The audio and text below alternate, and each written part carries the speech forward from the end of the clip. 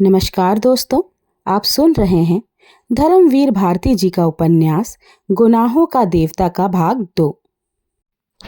Civil lines के एक उजाड़ हिस्से में एक पुराने से बंगले के सामने आकर मोटर रुकी। बंगले का नाम था रोजलान, लेकिन सामने के कंपाउंड में जंगली घास उग रही थी और गुलाब के फूलों के बजाय अहाते में मुर्गी के पंख बिखरे पड़े थे। रास्ते पर भी घास उगाई थी और फाटक पर, जिसके एक खंबे की कार्निस टूट चुकी थी, बजाय लोहे के दरवाजे के 2 आड़े बांस लगे हुए थे। फाटक के एक और एक छोटा सा लकड़ी का नाम पटल लगा था, जो कभी काला रहा होगा, लेकिन जिसे धूल, बरसात और हवा ने चितकबरा बना दिया था। चंदर मोटर से उतरकर उस बोर्ड पर लिखे हुए अधमिटे सफेद अक्षरों को पढ़ने की कोशिश करने लगा, और जाने किसका मुंह देखकर सुबह उठा था कि उसे सफलता भी मिल गई। उस पर लिखा था A.F. डिक्रूज। उसने जेब से लिफाफा निकाला और पता मिलाया। लिफाफे पर लिखा था मिस पी डिक्रूज। यही बंगला है। उसे संतोष हुआ। हॉर्न दो, उसने ड्राइवर से कहा। ड्राइवर ने हॉर्न दिया, लेकिन किसी का बाहर आना तो दूर, एक मुर्गा जो अहाते में कुड़कुड़ा रहा था, उसने मुड़कर बड़े संदेह और त्रास से चंदर की ओर देखा और उसके बाद पंख फड़फड़ाते हुए, चीखते हुए जान छोड़कर भागा। बड़ा मनहूस बंगला है। यहाँ आदमी रहते हैं या प्रेत? कपूर ने ऊब कर कहा और ड्राइवर से बोला, जाओ तुम, हम अंदर जाकर देखते हैं। अच्छा हुजूर, सुधा बीबी से क्या कह देंगे? कह देना मैं पहुंच गया। कार मुड़ी और कपूर बांस फांदकर अंदर घुसा। आगे का पोर्टिको खाली पड़ा था और नीचे की जमीन ऐसी थी जैसे कई साल से उस बंगले में कोई सवारी गाड़ी ना आई हो। वह बरामदे में गया। दरवाजे बंद थे और उन पर धूल जमी थी। एक जगह चौखट और दरवाजे के बीच में मकड़ी ने जाला बुन रखा था। वह बंगला खाली है क्या? कपूर ने सोचा। सुबह 8:30 बजे ही वहां ऐसा सन्नाटा छाया था कि दिल घबरा जाए। आसपास चारों ओर आधी फरलांग तक कोई बंगला नहीं था। उसने सोचा बंगले के पीछे की ओर शायद नौकरों की झोपड़ियां हों। वह दाएं बाजू से मुड़ा और खुशबू का एक तेज झोंका उसे चूमता हुआ निकल गया। ताज्जुब है, यह सन्नाटा, यह मनहूसी और इतनी खुशबू। कपूर ने कहा और आगे बढ़ा तो देखा कि बंगले के पिछवाड़े गुलाब का एक बहुत खूबसूरत बाग है। कच्ची रविशें और बड़े बड़े गुलाब हर रंग के। वह सचमुच रोजलान था। वह बाग में पहुंचा। उधर से भी बंगले के दरवाजे बंद थे। उसने खटखटाया, लेकिन कोई जवाब नहीं मिला। वह बाग में घुसा कि शायद कोई माली काम कर रहा हो। बीच बीच में ऊंचे ऊंचे जंगली चमेली के झाड़ थे और कहीं कहीं लोहे की छड़ों के कटघरे। बेगम बेलिया भी फूल रही थी, लेकिन चारों ओर एक अजब सा सन्नाटा था और हर फूल पर किसी खामोशी के फरिश्ते की छां थी। फूलों में रंग था, हवा में ताजगी थी, पेड़ों में हरियाली थी, झोंकों में खुशबू थी, लेकिन फिर भी सारा बाग एक ऐसे सितारों का गुलदस्ता लग रहा था जिनकी चमक, जिनकी रोशनी और जिनकी ऊंचाई लुट चुकी हो। लगता था जैसे बाग का मालिक मौसमी रंगीनी भूल चुका हो, क्योंकि नेट शर्मियम या स्वीट पी या फ्लॉक्स कोई भी मौसमी फूल ना था। सिर्फ गुलाब थे और जंगली चमेली थी और बेगम बेलिया थी जो सालों पहले बोए गए थे। उसके बाद उन्हीं की काट छांट पर बाग चल रहा था। बागबानी में कोई नवीनता और मौसम का उल्लास ना था। चंदर फूलों का बेहद शौकीन था। सुबह घूमने के लिए उसने दरिया किनारे के बजाय अल्फ्रेड पार्क चुना था, क्योंकि पानी की लहरों के बजाय उसे फूलों के बाग के रंग और सौरभ की लहरों से बेहद प्यार था। और उससे दूसरा शौक था कि फूलों के पौधों के पास से गुजरते हुए हर फूल को समझने की कोशिश करना। अपनी नाजुक टहनियों पर हंसते मुस्कुराते हुए ये फूल जैसे अपने रंगों की बोली में आदमी से जिंदगी का जाने कौन सा राज कहना चाहते हैं। और ऐसा लगता है जैसे हर फूल के पास अपना व्यक्तिगत संदेश है, जिसे वह अपने दिल की पंखुड़ियों से आहिस्ते से सहेज कर रखे हुए है, और कोई सुनने वाला मिले और वह अपनी दास्तां कह जाए। पौधे की ऊपरी फुनगी पर मुस्कुराता हुआ आसमान की तरफ मुंह किए हुए यह गुलाब, जो रात भर सितारों की मुस्कुराहट चुपचाप पीता रहा है, यह अपने मोतियों पंखुड़ियों के होठों से जाने क्यों खिलखिलाता ही जा रहा है। जाने से कौन सा रहस्य मिल गया है। और वह एक नीचे वाली टहनी में आधा झुका हुआ गुलाब, झुकी हुई पलकों सी पंखुड़ियाँ और दोहरे मखमली तार सी उसकी डंडी। यह गुलाब जाने क्यों उदास है। और यह दुबली पतली लंबी सी नाजुक कली जो बहुत सावधानी से हरा आंचल लपेटे है और प्रथम ज्ञात यौवना की तरह लाज में जो सिमटी ही चली जा रही है, लेकिन जिसके यौवन की गुलाबी लपेटे 7 हरे पर्दों में से झलकी ही पड़ती हैं और फारस के शहजादे जैसा शान में खिला हुआ पीला गुलाब। उस पीले गुलाब के पास आकर चंदर रुक गया और झुककर देखने लगा। कार्तिक पूनों के चांद से झरने वाले अमृत को पीने के लिए व्याकुल किसी सुकुमार भावुक परी की फैली हुई अंजलि के बराबर बड़ा सा वह फूल जैसे रोशनी बिखेर रहा था। बेगम बेलिया के कुंज से छनकर आने वाली तोता पंखी धूप ने जैसे उस पर धान पान की तरह खुशनुमा हरियाली बिखेर दी थी। चंदर ने सोचा उसे तोड़ ले, लेकिन हिम्मत न पड़ी। वह झुका कि उसे सूंघ ही ले। सूंघने के इरादे से उसने हाथ बढ़ाया ही था कि किसी ने पीछे से गरज कर कहा, here you are, I have caught red handed today. यह तुम हो, आज तुम्हें मौके पर पकड़ पाया हूँ। और उसके बाद किसी ने अपने दोनों हाथों में जकड़ लिया और उसकी गर्दन पर सवार हो गया। वह उछल पड़ा और अपने को छुड़ाने की कोशिश करने लगा। पहले तो वह कुछ समझ नहीं पाया। अजब रहस्यमय है ये बंगला। एक अव्यक्त भय और एक सिहरन में उसके हाथ पांव ढीले हो गए, लेकिन उसने हिम्मत करके अपना एक हाथ छुड़ा लिया और मुड़कर देखा तो एक बहुत कमज़ोर बीमार सा पीली आंखों वाला गोरा उसे पकड़े हुए है। चंदर के दूसरे हाथ को फिर पकड़ने की कोशिश करता हुआ वह हाँफता हुआ बोला अंग्रेजी में, रोज यहाँ फूल गायब होते हैं। मैं कहता था कौन ले जाता है। हो वह हाँफता जा रहा था। आज मैंने पकड़ा तुम्हें। रोज चुपके से चले जाते हैं। वह चंदर को कसकर पकड़े था, लेकिन उस बीमार गोरे की सांस जैसे छूटी जा रही थी। चंदर ने उसे झटका देकर धकेल दिया और डांट कर बोला, क्या मतलब है तुम्हारा? पागल है क्या? खबरदार जो हाथ बढ़ाया, अभी ढेर कर दूंगा तुझे, गोरा सुअर। और उसने अपनी आस्तीनें चढ़ाई। वह धक्के से गिर पड़ा, धूल झाड़ते उठ बैठा और बड़ी ही रोनी आवाज में बोला, कितना जुल्म है। मेरे फूल भी तुम चुरा ले गए और मुझे इतने हक भी नहीं कि मैं तुम्हें धमकाऊं। अब तुम मुझसे लड़ोगे? तुम जवान हो, मैं बूढ़ा हूँ। हाय रे मैं। और सचमुच वह रोने लगा।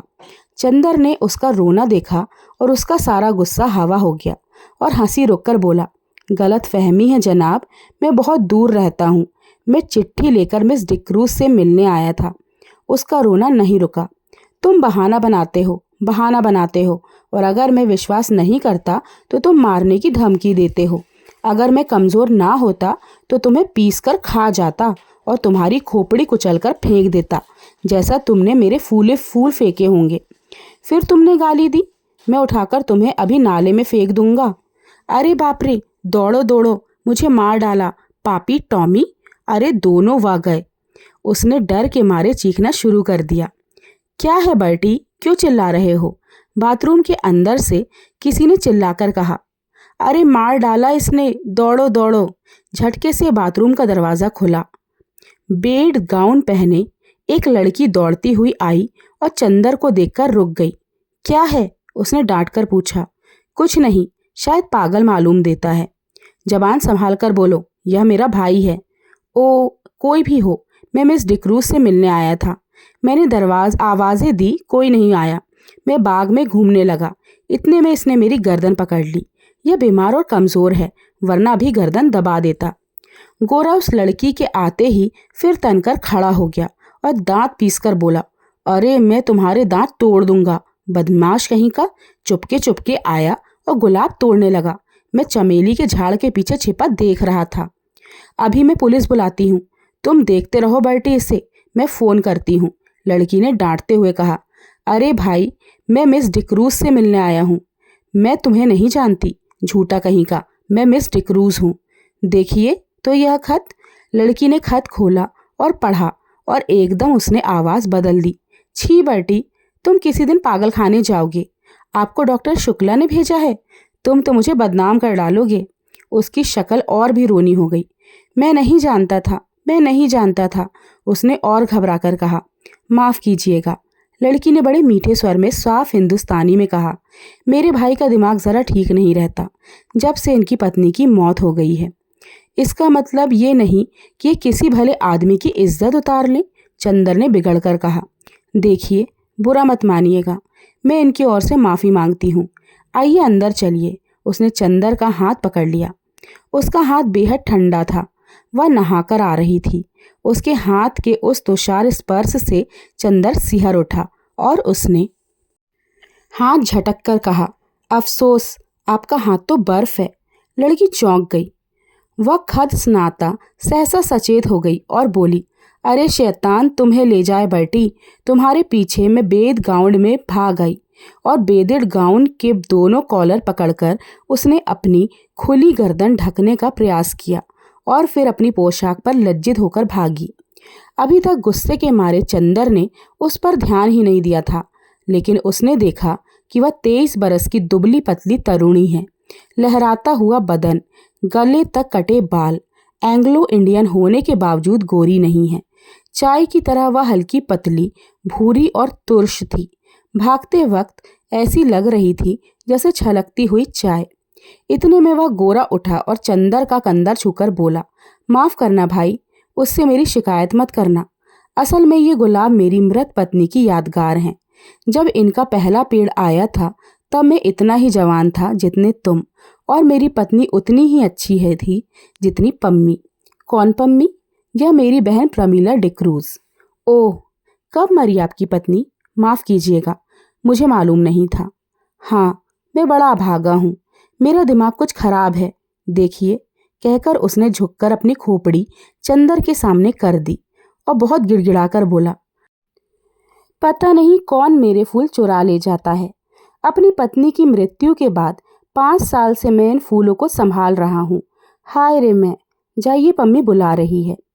पिछवाड़े के सहन का बीच का दरवाज़ा खुल गया था और पम्मी कपड़े पहनकर बाहर झांक रही थी। चंदर आगे बढ़ा और गोरा मुड़कर अपने गुलाब और चमेली की झाड़ी में खो गया। चंदर गया और कमरे में पड़े हुए एक सोफे पर बैठ गया। पम्मी टॉयलेट कर चुकी थी और एक हल्की फ्रांसीसी खुशबू से महक रही थी। शैम्पू से धुले हुए रूखे बाल जो मचले पड़े थे, खुशनुमा आसमानी रंग का एक पतला चिपका हुआ झीना ब्लाउज और ब्लाउज पर एक फ्लैनेल का फुल पैंट जिसके 2 गैलिस कमर, छाती और कंधे पर चिपके हुए थे। होठों पर एक हल्की लिपस्टिक की झलक मात्र थी और गले तक बहुत हल्का पाउडर जो बहुत नज़दीक से ही मालूम होता था। लंबे नाखूनों पर हल्की गुलाबी पेंट। वह आई, निसंकोच भाव से उसी सोफे पर कपूर के बगल में बैठ गई और बड़ी मुलायम आवाज़ में बोली, मुझे बड़ा दुख है मिस्टर कपूर, आपको बहुत तवालत उठानी पड़ी। चोट तो नहीं आई? नहीं नहीं, कोई बात नहीं। कपूर का सारा गुस्सा हवा हो गया। कोई भी लड़की निसंकोच भाव से इतनी अपनायत से सहानुभूति दिखाए और माफ़ी मांगे तो उसके सामने कौन पानी पानी नहीं हो जाएगा। और फिर वह भी तब कि उसके होठों पर न केवल बोली अच्छी लगती हो, वरन लिपस्टिक भी इतनी प्यारी हो।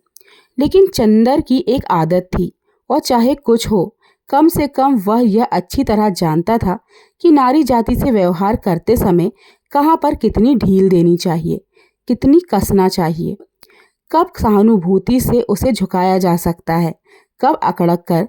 इस वक्त जानता था इस लड़की से वह जितनी सहानुभूति चाहे ले सकता है, अपने अपमान के हर जाने के तौर पर। इसलिए कपूर साहब बोले, लेकिन मिस डिक्रूज, आपके भाई बीमार होने के बावजूद बहुत मजबूत हैं। उफ, गर्दन पर जैसे अभी तक जलन हो रही है। ओहो, सचमुच में बहुत शर्मिंदा हूँ। देखूं? और कॉलर हटाकर उसने गर्दन पर अपनी बर्फीली उंगलियां रख दी। लाइए, लोशन लगा देती हूँ। धन्यवाद धन्यवाद, इतना कष्ट ना कीजिए, आपकी उंगलियां गंदी हो जाएंगी, कपूर ने बड़ी शालीनता से कहा। पम्मी के होठों पर एक हल्की सी मुस्कुराहट, आंखों में हल्की सी लाज और वक्ष में एक हल्का सा कंपन दौड़ गया। यह वाक्य कपूर ने चाहे शरारत में ही कहा हो, लेकिन कहा इतने शांत और संयत स्वरों में कि पम्मी कुछ प्रतिवाद भी ना कर सकी। अच्छा लाइए, वह स्पीच कहाँ है जो मुझे टाइप करनी है? उसने विषय बदलते हुए कहा। यह लीजिए, कपूर ने उसे दे दी। यह तो मुश्किल से 3-4 घंटे का काम है। और पम्मी स्पीच को उलट पुलट कर देखने लगी। माफ़ कीजिएगा, अगर मैं आपसे कुछ व्यक्तिगत सवाल पूछूं? क्या आप टाइपिस्ट हैं? कपूर ने बहुत शिष्टता से पूछा। जी नहीं, पम्मी ने उन्हीं कागज़ों पर नज़र गड़ाते हुए कहा। मैंने कभी टाइपिंग और शॉर्ट हैंड सीखी थी और तब मैं सीनियर कैम्ब्रिज पास करके यूनिवर्सिटी गई थी। यूनिवर्सिटी मुझे छोड़नी पड़ी क्योंकि मैंने अपनी शादी कर ली थी। अच्छा, आपके पति कहाँ हैं? रावलपिंडी में, आर्मी में। लेकिन फिर आप डिक्रूज़ क्यों लिखती हैं? और फिर मिस? क्योंकि हम लोग अलग हो गए हैं। और स्पीच के कागज़ को फिर तह करती हुई बोली। मिस्टर कपूर, आप अविवाहित हैं? जी हाँ। और विवाह करने का इरादा तो नहीं रखते? नहीं। बहुत अच्छे, तब तो हम लोगों में निभ जाएगी। मैं शादी से बहुत नफरत करती हूँ। शादी अपने को दिया जाने वाला सबसे बड़ा धोखा है। देखिए, ये मेरे भाई हैं ना, कैसे पीले और बीमार से हैं। ये पहले बड़े तंदुरुस्त और टेनिस में प्रांत के अच्छे खिलाड़ियों में से थे। एक बिशप की दुबली पतली भावुक लड़की से इन्होंने शादी कर ली और उसे बेहद प्यार करते थे। सुबह शाम दोपहर रात कभी उसे अलग नहीं होने देते थे। हनीमून के लिए उसे लेकर सीलोन गए थे। वह लड़की बहुत कलप्रिय थी, बहुत अच्छा नाचती थी, बहुत अच्छा गाती थी और खुद गीत लिखती थी।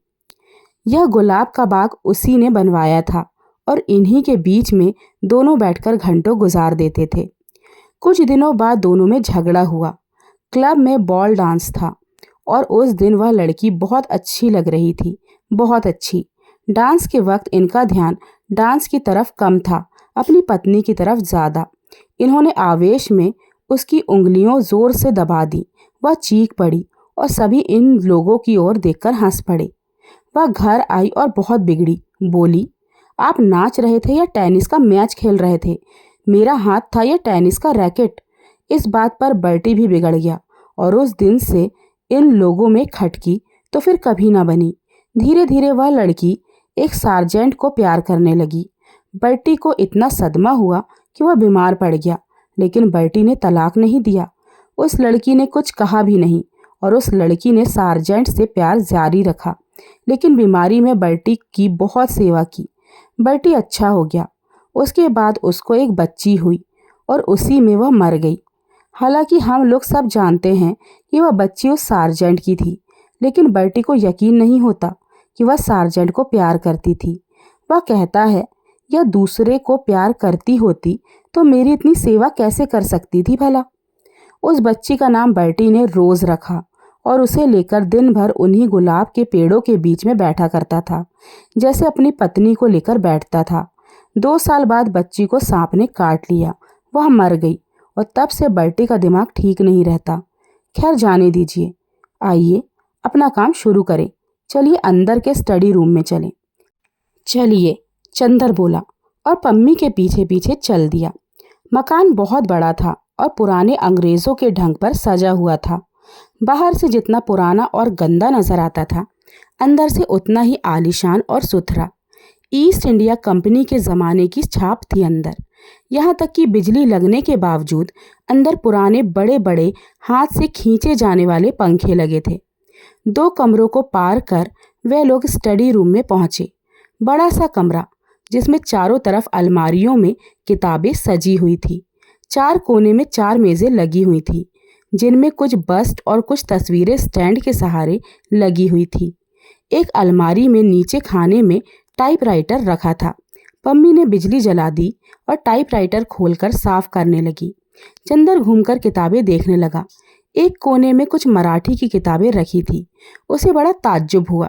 अच्छा पम्मी, ओ माफ़ कीजिएगा मिस डिक्रूज़। नहीं, आप मुझे पम्मी पुकार सकते हैं, मुझे यही नाम अच्छा लगता है। हाँ, क्या पूछ रहे थे आप? क्या आप मराठी भी जानती हैं? नहीं, मैं तो नहीं, मेरी नानी जी जानती थी। क्या आपको डॉक्टर शुक्ला ने हम लोगों के बारे में कुछ नहीं बताया? नहीं, कपूर ने कहा। अच्छा, ताज्जुब है। पम्मी बोली, आपने ट्रेनाली डिक्रूज़ का नाम सुना है ना? हाँ हाँ, डिक्रूज, जिन्होंने कोशाम्बी की खुदाई करवाई थी। वह तो बहुत बड़े पुराचेतवा थे, कपूर ने कहा। हाँ वही, वह मेरे सगे नाना थे। और वह अंग्रेज नहीं थे, मराठा थे। और उन्होंने मेरी नानी से शादी की थी, जो एक कश्मीरी ईसाई महिला थी। उनके कारण भारत में उन्हें ईसानियत अपनानी पड़ी। यह मेरे नाना का ही मकान है और अब हम लोगों को मिल गया है। डॉक्टर शुक्ला के दोस्त मिस्टर श्रीवास्तव बैरिस्टर है ना, वे हमारे खानदान के अटर्नी थे। उन्होंने और डॉक्टर शुक्ला ने ही यह जायदाद हमें दिलवाई। लीजिए, मशीन तो ठीक हो गई। उसने टाइपराइटर में कार्बन और कागज लगाकर कहा, लाइए निबंध। उसके बाद घंटे भर तक टाइपराइटर रुका नहीं। कपूर ने देखा कि यह लड़की, जो व्यवहार में इतनी सरल और स्पष्ट है, फैशन में इतनी नाजुक और शौकीन है, काम करने में उतनी ही मेहनती और तेज भी। उसकी उंगलियां मशीन में इस तरह चल रही थी और तेज इतनी कि 1 घंटे में उसने लगभग आधी पांडुलिपि टाइप कर डाली थी। ठीक 1 घंटे के बाद उसने टाइपराइटर बंद कर दिया। बगल में बैठे हुए कपूर की ओर झुककर कहा, अब थोड़ी देर आराम। और अपनी उंगलियां चटखाने के बाद वह कुर्सी खिसकाकर उठी और एक भरपूर अंगड़ाई ली। उसका अंग अंग धनुष की तरह झुक गया। उसके बाद कपूर के कंधे पर बेतकल्लुफी से हाथ रखकर बोली, क्यों, एक प्याला चाय मंगवाई जाए? मैं तो पी चुका हूँ, लेकिन मुझसे तो काम होने सरहाब चाय के बिना। पम्मी एक अल्हड़ बच्ची की तरह बोली और अंदर चली गई। कपूर ने टाइप किए हुए कागज उठाए और कलम निकालकर उनकी गलतियां सुधारने लगा। चाय पीकर थोड़ी देर में पम्मी वापस आई और बैठ गई। उसने एक सिगरेट केस कपूर के सामने किया। धन्यवाद, मैं सिगरेट नहीं पीता। अच्छा, ताज्जुब है। आपकी इजाज़त हो तो मैं एक सिगरेट पी लूं? क्या आप सिगरेट पीती हैं? छी, पता नहीं क्यों औरतों का सिगरेट पीना मुझे बहुत ही नापसंद है। मेरी तो मजबूरी है मिस्टर कपूर। मैं यहाँ के समाज में मिलती जुलती नहीं। अपने विवाह और अपने तलाक के बाद मुझे एंग्लो इंडियन समाज से नफरत हो गई है। मैं अपने दिल से हिंदुस्तानी हूँ, लेकिन हिंदुस्तानियों से घुलना मिलना हमारे लिए संभव नहीं। घर में अकेले रहती हूँ। सिगरेट और चाय से तबीयत बदल जाती है। किताबों का मुझे शौक नहीं। तलाक के बाद आपने पढ़ाई जारी क्यों नहीं रखी? कपूर ने पूछा। मैंने कहा ना कि किताबों का मुझे शौक नहीं बिल्कुल, पम्मी बोली। और मैं अपने को आदमियों में घुलने मिलने के लायक नहीं पाती। तलाक के बाद साल भर तक मैं अपने घर में बंद रही। मैं और बर्टी, सिर्फ बर्टी से बात करने का मौका मिला। बर्टी मेरा भाई, वह भी बीमार और बूढ़ा। कहीं कोई ताल्लुक की गुंजाइश नहीं। अब मैं हर एक से बेतकल्लुफी से बात करती हूँ तो कुछ लोग मुझ पर हंसते हैं। कुछ लोग मुझे सभ्य समाज के लायक नहीं समझते। कुछ लोग उसका गलत मतलब निकालते हैं। इसलिए मैंने अपने को अपने बंगले में ही कैद कर लिया है। अब आप ही हैं। आज पहली बार मैंने देखा आपको। मैं समझी ही नहीं कि आपसे कितना दुराव रखना चाहिए। अगर आप भले मानस ना हो तो आप इसका गलत मतलब निकाल सकते हैं। अगर यही बात हो तो कपूर हंसकर बोला, संभव है कि मैं भले मानस बनने के बजाय गलत मतलब निकालना ज़्यादा पसंद करूं। तो संभव है मैं मजबूर होकर आपसे भी ना मिलूं। पम्मी गंभीरता से बोली, नहीं मिस डिक्रूज, नहीं। आप पम्मी कहिए, डिक्रूज नहीं। पम्मी सही, आप गलत ना समझे, मैं मजाक कर रहा था, कपूर बोला। उसने इतनी देर में समझ लिया था कि यह साधारण ईसाई छोकरी नहीं है।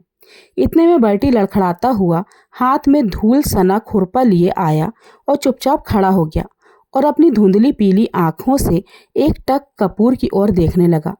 कपूर ने कुर्सी खिसका दी और कहा, आइए। पम्मी उठी और बर्टी के कंधे पर एक हाथ रखकर उसे सहारा देकर कुर्सी पर बिठा दिया। बर्टी बैठ गया और आंखें बंद कर ली। उसका बीमार कमज़ोर व्यक्तित्व जाने कैसा लगता था कि पम्मी और कपूर दोनों चुप हो गए। थोड़ी देर बाद बर्टी ने आंखें खोली और बहुत करुण स्वर में बोला, पम्मी, तुम नाराज़ हो? मैंने जानबूझकर तुम्हारे मित्र का अपमान नहीं किया था। अरे नहीं, पम्मी ने उठकर बर्टी का माथा सहलाते हुए कहा, मैं तो भूल गई और कपूर भी भूल गए। अच्छा, धन्यवाद।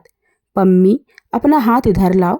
और वह पम्मी के हाथ पर सिर रखकर पड़ रहा और बोला, मैं कितना भागा हूँ, कितना भागा। अच्छा पम्मी, कल रात को तुमने सुना था वह आई थी और पूछ रही थी, बर्टी तुम्हारी तबीयत अब ठीक है? मैंने झट अपनी आंखें ढक ली और कहीं आंखों का पीलापन ना देख ले। मैंने कहा तबीयत अब ठीक है, मैं अच्छा हूँ। तो उठी और जाने लगी। मैंने पूछा कहाँ चली? तो बोली सार्जेंट के साथ ज़रा क्लब जा रही हूँ। तुमने सुना था पम्मी? कपूर स्तब्ध सा उन दोनों की ओर देख रहा था। पम्मी ने कपूर को आंख का इशारा करते हुए कहा, हाँ हमसे मिली थी वह, लेकिन बर्टी वह सार्जेंट के साथ नहीं गई थी। हाँ तब? बर्टी की आंखें चमक उठी और उसने उल्लास भरे स्वर में पूछा। वह बोली, बर्टी के ये गुलाब सार्जेंट से ज़्यादा प्यारे हैं। पम्मी बोली, अच्छा। मुस्कुराहट से बर्टी का चेहरा खिल उठा। उसकी पीली पीली आंखों और धंस गई और दांत बाहर झलकने लगे। क्या कहा उसने फिर? कहो। उसने कहा ये गुलाब सार्जेंट से ज़्यादा प्यारे हैं। फिर इन्हीं गुलाब पर नाचती रही और सुबह होते ही इन्हीं फूलों में छिप गई। तुम्हें सुबह किसी फूल में तो नहीं मिली? तुम्हें तो किसी फूल में नहीं मिली, बर्टी ने बच्चों के से भोले विश्वास से स्वर में कपूर से पूछा। चंदर चौंक उठा। पम्मी और बर्टी की इन बातों पर उसका मन बेहद भर आया। बर्टी की मुस्कुराहट पर उसकी नसें थरथरा उठी थी। नहीं, मैंने तो नहीं देखा, चंदर ने कहा। बर्टी ने मायूसी से सिर झुका लिया और आंखें बंद कर ली और कराहती हुई आवाज में बोला, जिस फूल में वह छिप गई थी उसी को किसी ने चुरा लिया होगा। फिर सहसा वह तनकर खड़ा हो गया और पुचकारते हुए बोला, जाने कौन ये फूल चुराता है। अगर मुझे एक बार मिल जाए तो मैं उसका खून ऐसे पी लूं। उसने हाथ की अंगुली काटते हुए कहा और उठकर लड़खड़ाता हुआ चला गया। वातावरण इतना भारी हो गया था। फिर पम्मी और कपूर ने कोई बातें नहीं की। पम्मी ने चुपचाप टाइप करना स्टार्ट किया और कपूर चुपचाप बर्टी की बातें सोचता रहा। घंटा भर बाद टाइपराइटर खामोश हुआ तो कपूर ने कहा, पम्मी, मैंने जितने लोग देखे हैं उनमें शायद बर्टी सबसे विचित्र है और शायद सबसे दयनीय। पम्मी खामोश रही। फिर उसी लापरवाही से अंगड़ाई लेती हुई बोली, मुझे बर्टी की बातों पर ज़रा भी दया नहीं आती। मैं उसको दिलासा देती हूँ क्योंकि वह मेरा भाई है और बच्चे की तरह नासमझ और लाचार है। कपूर चौंक गया। वह पम्मी की ओर आश्चर्य से चुपचाप देखता रहा, कुछ बोला नहीं। क्यों? तुम्हें ताज्जुब क्यों होता है? पम्मी ने कुछ मुस्कुराकर कहा, लेकिन मैं सच कहती हूँ। वह बहुत गंभीर हो गई। मुझे जरा तरस नहीं आता इस पर, इसके पागलपन पर। क्षण भर चुप रही, फिर जैसे बहुत ही तेजी से बोली, तुम जानते हो उसके फूल कौन चुराता है? मैं उसके फूल तोड़कर फेंक देती हूँ। मुझे शादी से नफरत है। शादी के बाद होने वाली आपसी धोखेबाजी से नफरत है और उस धोखेबाजी के बाद इस झूठ मूठ की यादगार और बेईमानी के पागलपन से नफरत है। और ये गुलाब के फूल, ये क्यों मूल्यवान है? इसलिए ना कि इसके साथ बर्टी की जिंदगी की इतनी खूबसूरत, इतनी बड़ी ट्रेजेडी गुथी हुई है। अगर एक फूल एक खूबसूरत होने के लिए आदमी की ज़िंदगी में इतनी बड़ी ट्रेजेडी आना ज़रूरी है तो लानत है उस फूल की खूबसूरती पर। मैं उससे नफ़रत करती हूँ। इसलिए मैं किताबों से नफ़रत करती हूँ। एक कहानी लिखने के लिए कितनी कहानियों की ट्रेजेडी बर्दाश्त करनी होती है। पम्मी चुप हो गई। उसका चेहरा सुर्ख हो गया था। थोड़ी देर बाद उसका तैश उतर गया और वह अपने आवेश पर खुद शर्मा गई। उठकर वह कपूर के पास गई और उसके कंधों पर हाथ रखती हुई बोली, बर्टी से मत कहना, अच्छा? कपूर ने सिर हिलाकर स्वीकृति दी और कागज समेटकर खड़ा हुआ। पम्मी ने उसके कंधों पर हाथ रखकर उसे अपनी ओर घुमाकर कहा, देखो, पिछले 4 साल से मैं अकेली थी और किसी दोस्त का इंतजार कर रही थी। तुम आए और दोस्त बन गए, तो अब अक्सर आना। अच्छा, कपूर ने गंभीरता से कहा। डॉक्टर शुक्ला से मेरा अभिवादन कहना। कभी यहाँ ज़रूर आएं। आप कभी चलिए, वहाँ उनकी लड़की है, आप उससे मिलकर खुश होंगी। पम्मी उसके साथ फाटक तक पहुँचाने चली गई तो देखा बर्टी एक चमेली के झाड़ में टहनियाँ हटा हटाकर कुछ ढूंढ रहा था। पम्मी को देखा और पूछने लगा, तुम्हें याद है वह चमेली के झाड़ में तो नहीं छिप गई थी? कपूर ने पता नहीं क्यों जल्दी पम्मी को अभिवादन किया और चल दिया। उसे बर्टी को देखकर डर लगता था। दोस्तों, यहीं पर समाप्त होता है भाग 2। जल्दी लेकर आऊंगी इसका अगला भाग। तब तक के लिए नमस्कार।